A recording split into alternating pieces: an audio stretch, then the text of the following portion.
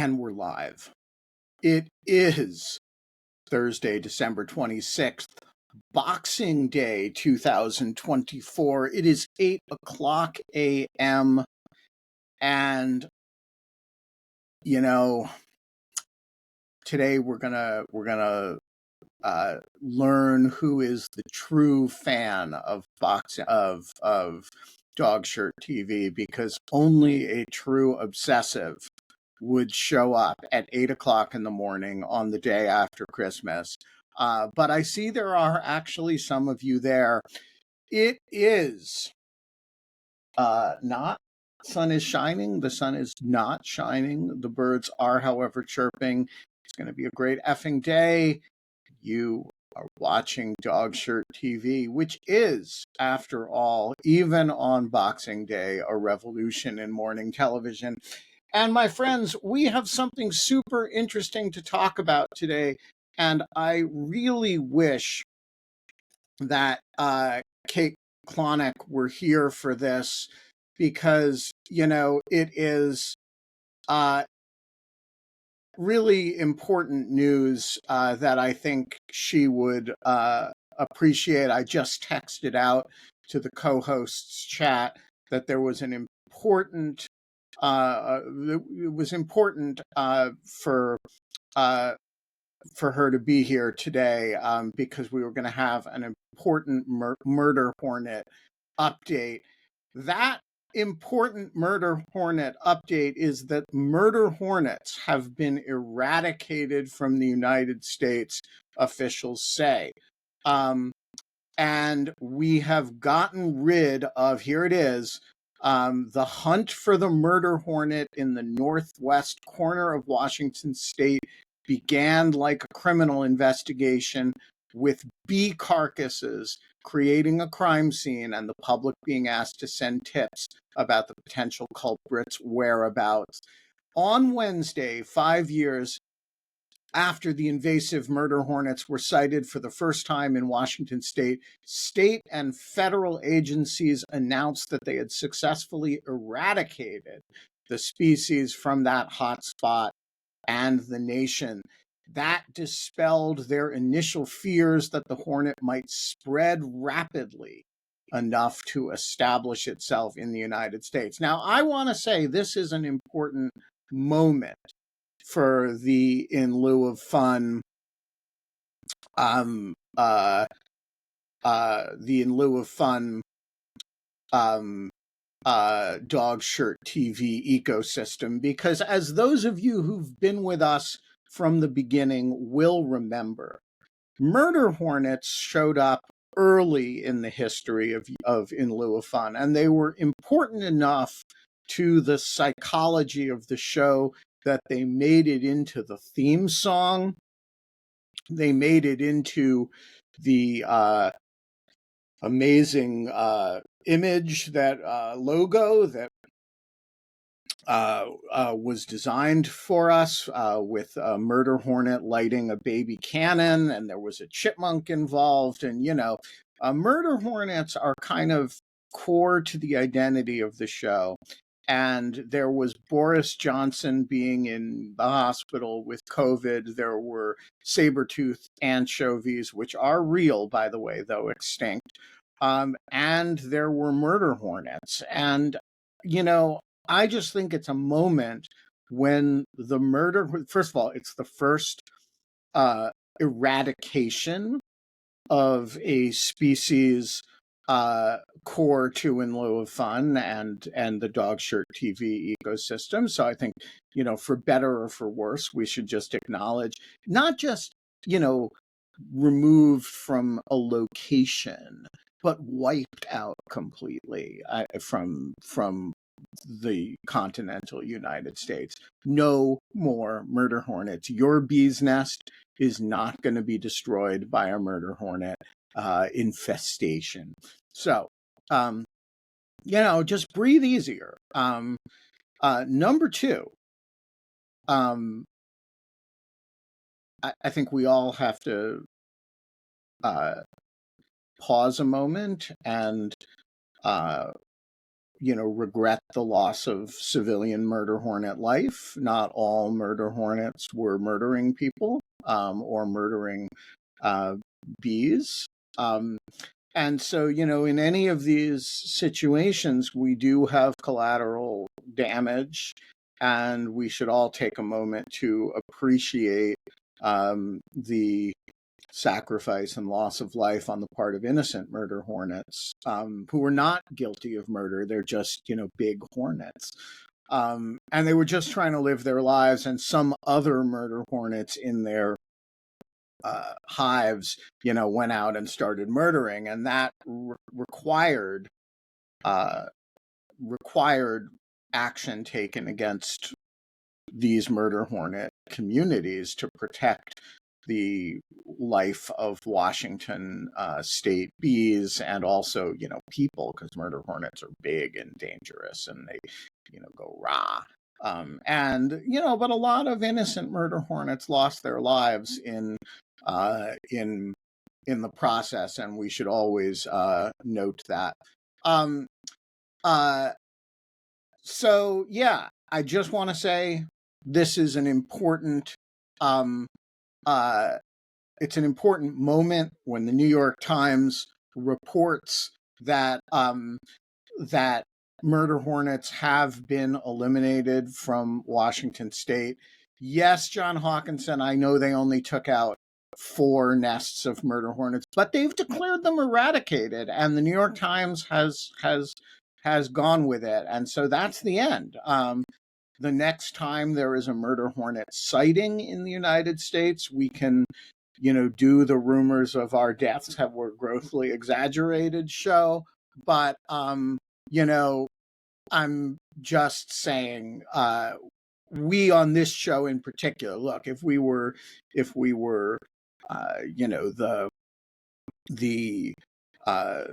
news hour with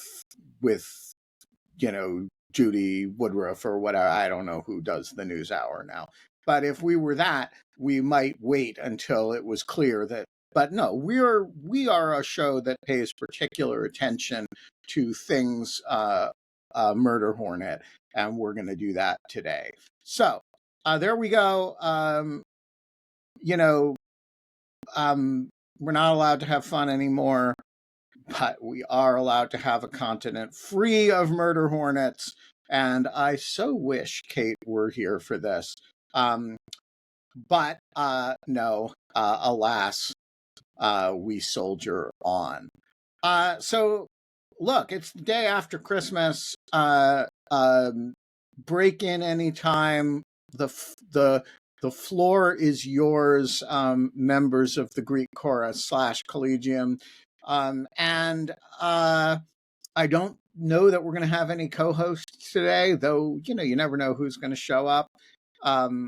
We know that no murder hornets are going to show up, and no saber-tooth anchovies are going to show up either, because that's the thing about being extinct. You don't really show up anymore. All right. So one of the cool things about being in Israel for a week was that I missed the news in the United States almost entirely. I realized only when I got back that we were in the business of acquiring Canada and Greenland and Panama.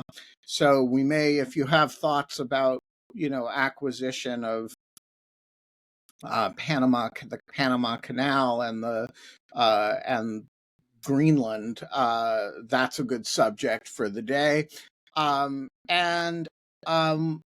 I also didn't know that we were having a fundraising campaign for Wikipedia, but that seems like a worthy thing. I learned about it last night, that Elon Musk wants to get everybody to stop giving to Wikipedia. So I urge everybody, reach into your pockets and, give $10 or something to Wikipedia, just to say, put it where the moon don't shine, Mr. Musk. Meanwhile, we seem to be careening I think that's a good verb for the day. We seem to be careening toward the second Trump administration. An update on the cabin in the woods. Yeah, so Richard says, I'm just going to put this up on the, yeah, so I've never given to Wikipedia either until last night. But I do have to say that it is a worthy operation, and the mere fact that Musk is as upset apparently about his own Wikipedia entry as he is strikes me as a legitimate motivating factor. And by the way, there are undoubtedly a lot of true documentable but facts that are not yet on his Wikipedia page, and unflattering, because there are so many facts about him that are unflattering. And so my suggestion is that if you know of any true, easily documentable, and unflattering facts about Elon Musk that is not already part of his Wikipedia page, you put them in, because that is, as I understand it, how Wikipedia works. Now, I've never edited Elon Musk's page, and maybe there are some added restrictions. But I do think that, there's a lot of opportunity here for mischief, and good opportunities for mischief should always be respected as such. All right. So, other things that you may want to discuss this morning, just a thought. We're going to have shortly after New Year's the start of Senate confirmation hearings for nominees. So that's a good opportunity to discuss nominees, which reminds me that I need to check in with the estimable Catherine Pompilio about what is up with hey there, what's up with those Get Ready With Me videos? Today would be a good day to release one. All right. So yeah, we may have some Get Ready With Me videos. We also, I have an update from the cabin in the woods, which now has 3 major appliances. It does not have a refrigerator yet because the refrigerator got damaged on the way. So the refrigerator is going to, as it went back to the warehouse and will be replaced by another refrigerator. But we're going to have internet at the cabin in the woods, which means we will be able to do Dog Shirt TV from the cabin in the woods, and that's going to be very exciting. So, oh wait, John Hawkinson, please, John Hawkinson puts in the, look, on December 19th, Musk's Wikipedia page was marked extended confirmed, so only users with extended confirmed rights can make edits. And that means 30 days and 500 edits. What does that mean? So I guess you can't go and just make changes to the page, which is a shame, because there's so much truthful, documentable, and unflattering information. But if you have occasion to make 30 days and 500 edits, whatever that means, and get those extended confirmed rights, I urge you to do that. All right. Cabin in the Woods, nominees. John Hawkinson is calling in. Good morning, Ben. I'm just here to translate. In case it wasn't entirely clear, that meant you had to have an account for 30 days and you had to have made 500 edits before you could edit that page. How And many edits have you made, and how long have you had an account? oh gosh, I haven't looked. Many years and many edits. But I wouldn't want to advocate for anything that could be viewed as irresponsible. Uh, Oh, I wouldn't either. yeah, no, I know. I mean, I take it very seriously, probably too seriously. Oh gosh, I've only made 3,533 edits since 2007. Wow. Well, I think there are many people who make that many in a month. So So wait, John, what pages do you edit? Like, what's your focus? Do you just edit random stuff? You see a mistake and you change it, or yeah, do you? I think that is mostly correct. If I see something that's obviously wrong, it might even be grammatical or potentially something within my area of expertise. But Your area of expertise is a rather broad set of subjects. You know a lot about a lot of things. How do you define your areas of expertise? I guess the answer there is if the thing I'm editing seems obvious. Your area of expertise is also pretty broad. So I mean, I guess you don't edit Wikipedia, so you're safe. I only have edited Wikipedia a very small number of times, and it has had to do with my own page, which at one point my children's names showed up in, and I had a pretty strong near religious view that I shouldn't touch my own page. I should let it develop. But at the point where my kids' names showed up in it and they were little, I was like, okay, that's not okay. And so I got involved and changed it and got rid of my kids' names. And then that was the extent of my wet editing Wikipedia. Well, I guess you're lucky because most people in your situation who get involved because they're have a righteous concern tend to run afoul of uh, various Wikipedia cultural issues and rules. Although yours almost seems the opposite in that Wikipedia is pretty strict about what can go in biography pages, which includes Elon Musk's, and so they're pretty. Getting rid of kids' names is, for instance, the sort of thing that is easy to do. The situation other people find themselves in is they find something and their first edit in Wikipedia almost invariably gets undone by someone else who feels differently. You were, I guess, pretty lucky in that you were on the side of the rules. Make of that what we will.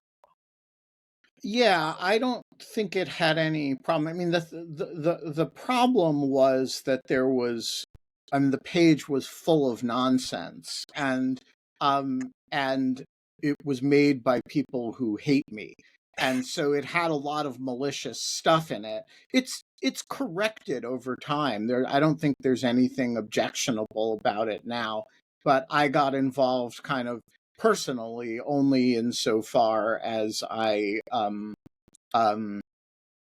uh, only insofar as there was like stuff that was way too personal to be in there, like my kids' names.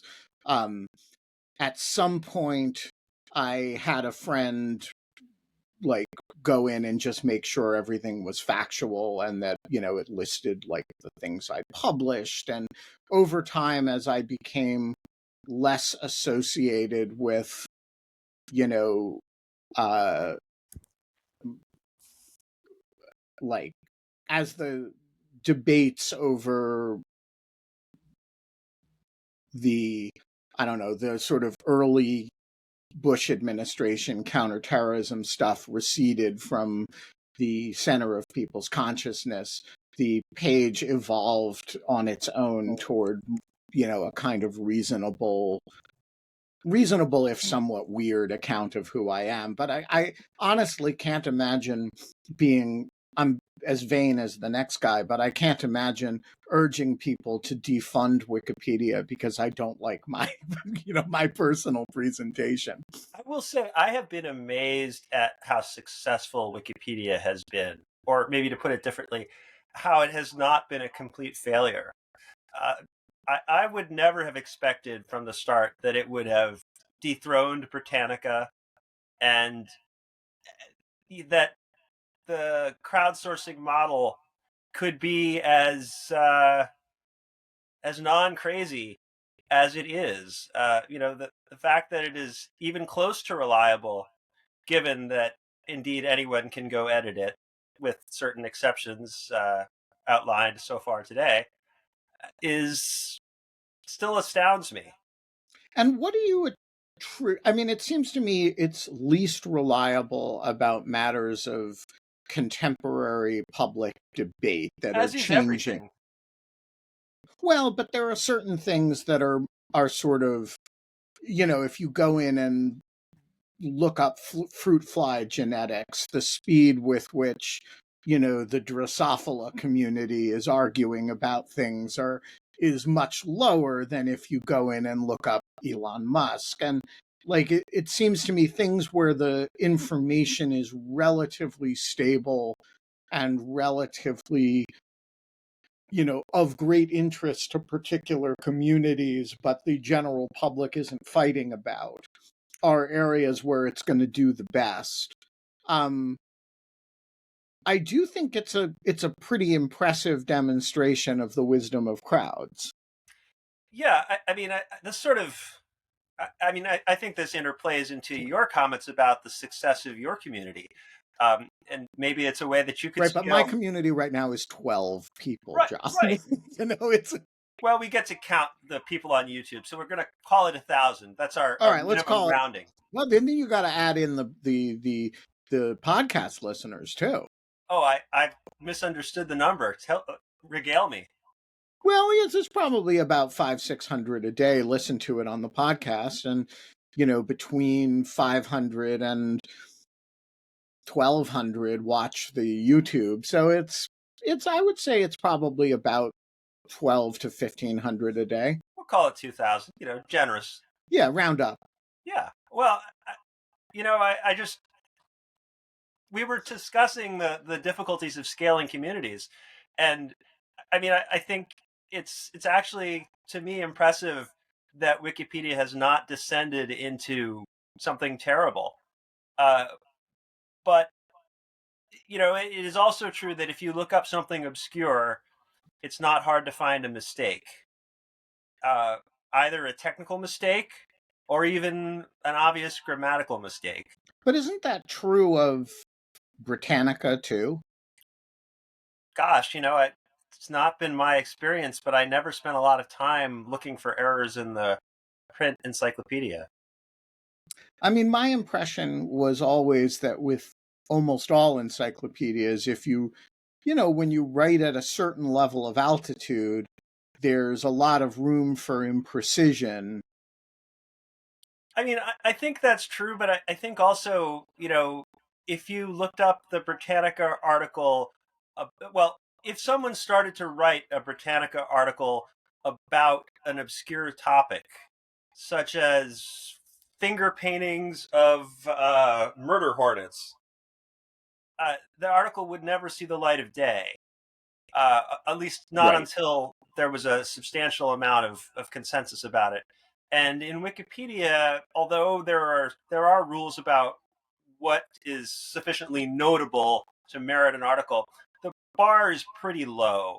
So you can get some articles that just don't get many eyeballs that would never happen in the legacy encyclopedia world. Yeah, and there's also, but the other side of that is that, of course, Wikipedia articles evolve toward greater accuracy over time, whereas Britannica articles are static. Or at least they used to be when Britannica was a book that sat on your shelf. Well, Now it they did come presumably, out with a new one every year. I mean, you were supposed to buy a new one. yeah, that was an expensive habit, and I don't know anyone who did it. I mean, you bought one and then that lasted you until your kids Well, were. in fairness, I think most people consumed Britannica at a reference library, and libraries did buy new ones, probably not every year, but with sufficiently greater frequency. I will point out that Jeff's point here that there is nothing on my Wikipedia about baby cannon is generalizable. I don't think there's much, at least the last time I looked, I don't think there was anything about, um, lights on embassies or dog shirt TV. So there's lots of room for people to add truthful, documentable information about me and about John Hawkinson. I might point out, who, if you were to put up on Wikipedia, doesn't own a 3D printer. I don't think he would contradict you or take it down as false. Well, the question may not be falsity; it is verifiability, and just a caption. Well, isn't the fact that you say it on your tag a form of I think we might want to go look at the history of the things that have been said on those tags. I'm trying to remember what GDF's most recent moniker was. I'm not sure it would be encyclopedic. That is to say, I think it may have been a fib. By the way, are you aware that when these go up on YouTube, the pinned chats are not visible? So when you reference them, by blasting them on the screen, we can all see them in real time, but you can't see them later on. And so that might affect how you read them. Oh, I didn't know that. That's a good point. One of the things about doing this is you don't tend to watch yourself. Yeah. I made the mistake of needing to go back and check something. And yeah, that's a really interesting point. And that I don't know what to do about that, because I've been kind of pros and some cons. I like to think about the pros. Yeah. Maybe I will see if there's a track that gets recorded onto. Who knows? So what else is on your mind, Mr. Hawkinson? My goodness, other than being summoned, I have very little to report. Perhaps I will go see the Wicked sing-along today. Well, it's present for 1 week. But I am curious, so I'll exercise my prerogative here of curiosity to ask what technology your new range is. I've recently gotten into induction, so I'm Oh, it is not induction. Alas. I would, if I were replacing my range in the house, I would use an induction stove. But for purposes of the cabin, something a little bit lower down the technology food chain was adequate. So, if I fall on it, and it's going to burn me. But it's electric? Yeah. Oh, interesting. It turns out, the induction ranges can be cost competitive at the relative low end. So you can get one. Well, it's too late to talk about this. Yeah, too late. Yeah, and we're going to the cabin is on 3 acres of partly wooded land, and so I'm hence the in the woods part. And so I'm thinking about trying to create a mesh network that covers the whole property. Not because I actually want to use that, but just because I want to be able to say I have a mesh network that covers all 3 acres of the property. Yeah, it's pretty dumb. Well, unfortunately, you've trespassed in an area where I have some background. And so it's easy to smile and nod and just let you do your thing. Maybe do you think? Well, go on. Do you think this is not possible? Oh, it's certainly possible. So maybe we should step back and let people know what a mesh network is, because while I'm sure it's been done before, not everyone knows. So, go for it. Mesh network, particularly in the context of Wi-Fi, is where you have many access point devices, the things that allow you to get on the network, and they all talk to each. Let's say you have 10 scattered around your property or your field, and they all talk to each other. And you, with your laptop, can talk to any one of them. And if you talk to number 1, it will decide if it's closer to number 2 or to number 3, and it'll pass your data to number 2, that'll pass your data to number 4, that'll finally get to the central point in the middle of the house that is connected to the wire. And they have a kind of dynamic arrangement, so it doesn't have to be preordained which way your data might flow, and it can vary based on interference or line of sight and signal and all that good stuff. So that at a baseline is what a mesh network is. Different nodes that support the network that all talk to each other. For your field, though, the reason I smiled is you don't actually need a mesh network. You have your house, and there's probably, your cabin. There's probably not a lot of radio frequency interference in the immediate area. There are probably not a lot of other people with Wi-Fi in their adjacent cabins who are busy doing high network activities. So you think it's just a regular old router? Well, regardless, yeah. No, I'm sorry. But what you need is adequate antennas to cover your field. So if your cabin, let's say to keep it simple, if your cabin was located in a corner of your 3-acre lot, I'm sure it's not, but if it were, you could probably get away with one outside antenna pointing at the opposite diagonal, and it would just capture everything in its 90-degree, maybe its 180-degree sweep, and that would be enough. But interesting. It's maybe more fun to imagine scattering a dozen mesh network items throughout your 3-acre field and figuring out how to get them solar power with their own individual panels, or running underground wiring, renting a trenching machine, avoiding the roots. Or maybe you could hire a series of voles or some other intelligent trainable animal. Rock hyraxes. I'm sorry? Rock hyraxes. I'll have to check the Wikipedia page. Yes, to dig tunnels so that you can run electrical power to your mesh network devices. Because, of course, even though they can talk to each other with wireless, they still do need actual power somehow. And if it's a wooded cabin, perhaps solar is not the way to go.